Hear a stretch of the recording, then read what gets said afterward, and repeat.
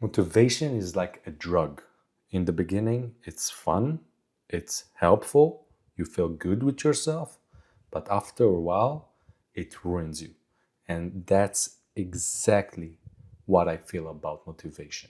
Because in the past, my workouts used to be fueled by motivation. I search for a goal, for example, a running competition or a personal PR that I wanted. I search for something that will make me happy, and then I ran for it. Literally, I ran for it. And that thing almost made me too weak to work out and maybe to stop at all. And that's the thing that I want you to understand. You can't build your workouts, your healthy life habits on motivation, because motivation is exactly what it is. It's a feeling. You feel motivated, and sometimes, or even most times, you won't feel it. You won't feel motivated. On the contrary, you'll feel tired, you'll feel sad, you'll feel busy, you'll feel many other things that will just make the feeling of motivated or motivation to go to the back side of your brain and not be there. And it is very important that you understand that if you want motivation to be part of your workout routine, I'm sorry, unless you are a Superman or something that is very unusual, you will probably won't be able to do it on the long term. If you just want to do a challenge for a week, then yeah, maybe. But if you are like me and you want to work out for life, motivation won't do it. I'm not saying that it can't be part of your workout routine. It can't help you sometimes when you feel motivated, but you need to know how to control your mind, how to control your body when you don't feel motivated. Because again, life happens. Sometimes, most times, you won't feel like training. And then that's the point that you need to ask yourself, okay, if I'm not motivated, what am I going to do? Am I just gonna quit, not do the workout, not train, or I'm gonna ignore those noises and just do it? And that connects exactly to a point I discussed in a previous video, that I said that if you want to be able to work out in the long term, and if you want to be able to return working out after you quit for a while, you need to know how to do it. It connects exactly to motivation. And if you want to disconnect the feeling of, I don't want to do it, I'm not motivated, you just need to count to 3 and train your body that once you count the number 3, you go blank and you just execute.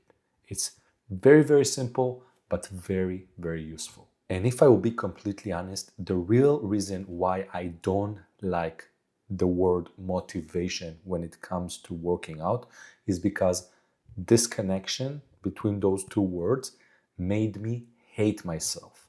In the past, I used to train like a maniac, 6 times a week, 2 times a day maybe, and go head on every workout, go hard. I used to get injured. I used to feel like a failure if I didn't do the workout. I used to feel like a failure if I felt that I didn't gave 200% out of myself. And it really made me, I won't say bad version of myself, but a sad version of myself. I was really, really sad that time. And if you even want to know, I wasn't stronger than I am today. Today I train 3, 4 times a week top, and I feel great. I look great, and I'm much happier. And I'm sure that you can relate to that feeling that you want to work out, you do your best, and after your workout, you have a feeling that you didn't do enough. And it's connected to motivation, because you are motivated. Okay, yes, I'm going to do it. I'm going to give my best. I'm going to give 100%. And then you start the workout, something goes wrong, something doesn't go wrong, it just goes great, but your mind is telling you that something goes wrong and that the workout is bad, and then you just feel bad. You feel bad, and I want you to understand that as someone who used to feel it in the past, and still sometimes I hear those voices back in my head, like a scary movie that comes to me and says, "Oh, you are a weak person, you look like shit." In those cases, don't listen to those voices. Don't listen to the other version. What is the, let me see. What is the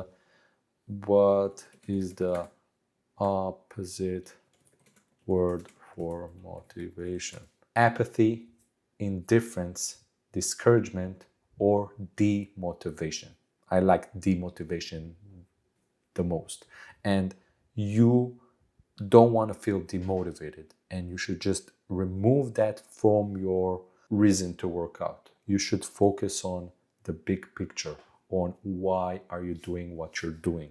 Why do you feel that you don't want to work out, and what makes you want to work out? For me, I do it because I want to be able to work out. I want to be able to stay strong when I'm 80 years old, to play with my kids, to play with my grandchildren, and to make them feel and say that they are proud of their granddad because he's so strong at the age of 80. And that's a bigger reason and a bigger feeling than motivation. Motivation is a short boost, just like a nitros in a car. If you used to watch Need for Speed or play Need for Speed and watch Fast and the Furious, then you know what I'm talking about. It's a button that you press and a certain type of gas releases into the engine and makes the car fast for like a few seconds. It's the same with motivation. You can find a way to trigger it.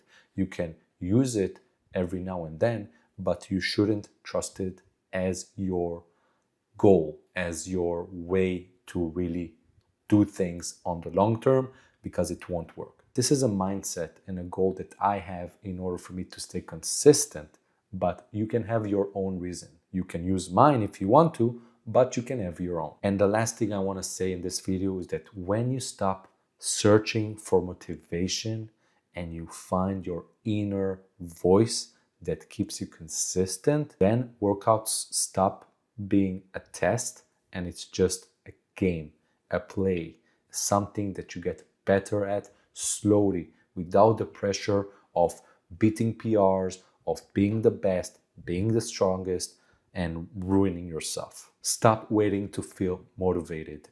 This feeling won't come. You just need to know how to disconnect, find your reason why, and do the workout. That's the only thing you need to know about motivation. If you enjoyed this video, then I think you would love my newsletter, a 30 days challenge, where you will get an email that will keep you consistent for the next 30 days. And from then you'll be able to be on your own. Of course, follow this channel, but it will be a good boost to start your consistency path, your consistency journey. Because me, I also, after 16 years of being motivated, I can say with confidence that this is a journey. You have ups and downs. Sometimes you have a week which is a perfect week when it comes to working out.